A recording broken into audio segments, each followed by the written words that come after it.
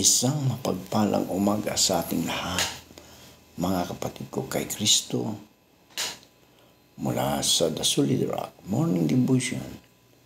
Isang kagalakan na muli tayo ay makapagbulay-bulay ng mga salita ng Panginoon sa umagang ito.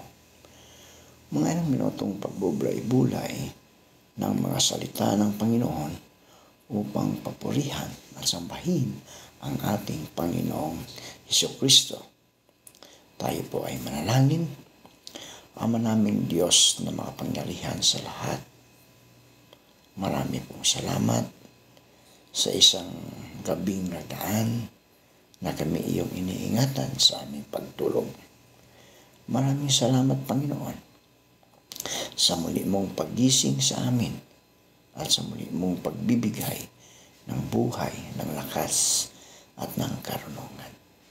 Sa umagang ito, Diyos, patuloy kong lumalapit sa inyo, sa mga kaibigan naming patuloy na lumalaban sa mga karamdaman. Nasa hospital man sila, O Diyos, o sa kanilang tahanan, nagpapagaling, Panginoon. Abutin mo po sila, O Diyos, at ibalik mo ang mga lakas na nawala dahil sa karamdaman niyo. Amin din inilalapit sa inyo, Panginoon, ang aming mga kaibigan na magsisipasok sa kanilang mga trabaho. Nasa construction man sila, Panginoon, o anuman ang kanilang mga trabaho, Panginoon, ingatan mo sila, ilayo mo sila sa anumang kapahamakan, Panginoon. Amin din inilalapit sa inyo ang aming mga kaibigan na naghahanda para umuwi mula sa kanilang trabaho dahil sa panggabi ang kanilang trabaho, O Diyos. Ingatan mo sila sa kanilang pagbabiyahe, lalong-lalo na kung sila ay nagmumotor, Panginoon.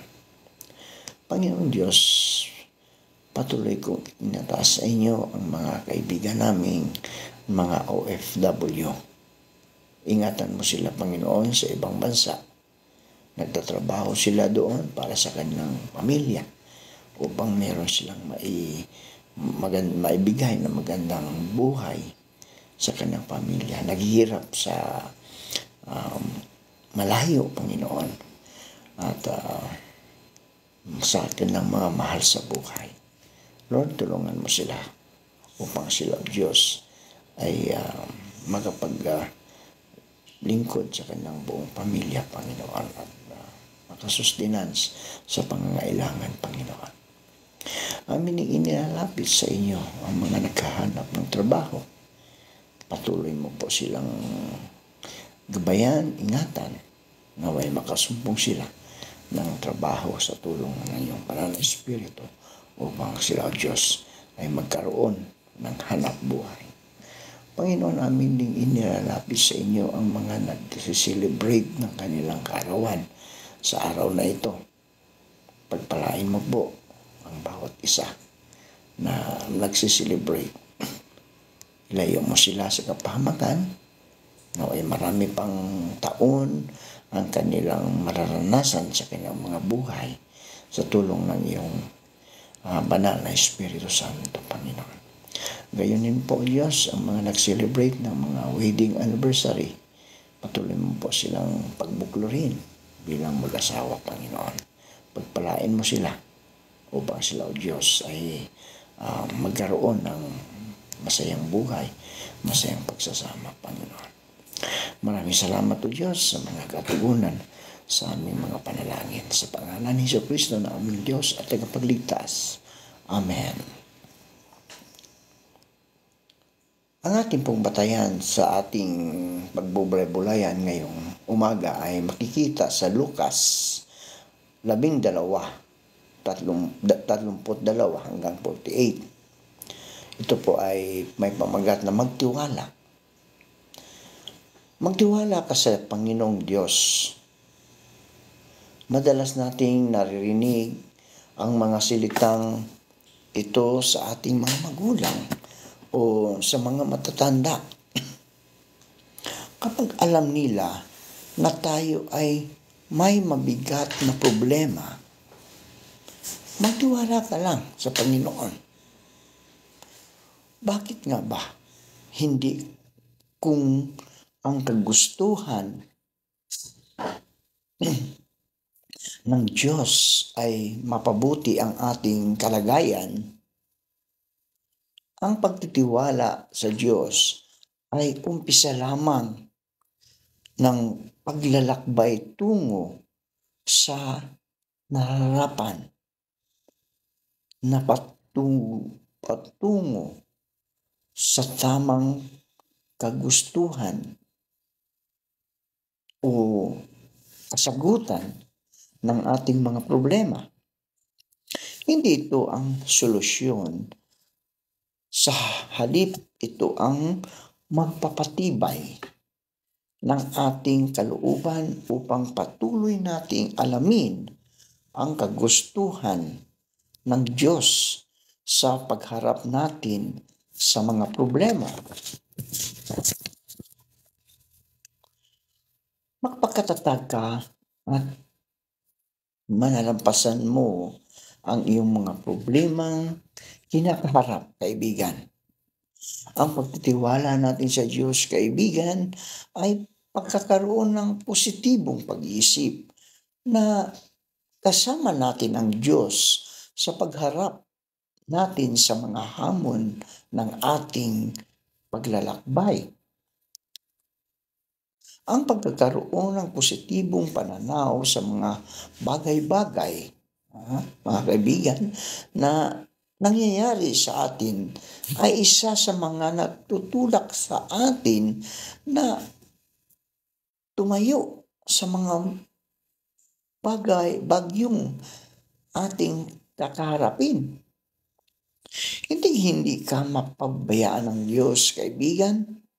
Iyon ang pangako niya sa atin. Hindi niya tayo pabayaan, ni iwanan man.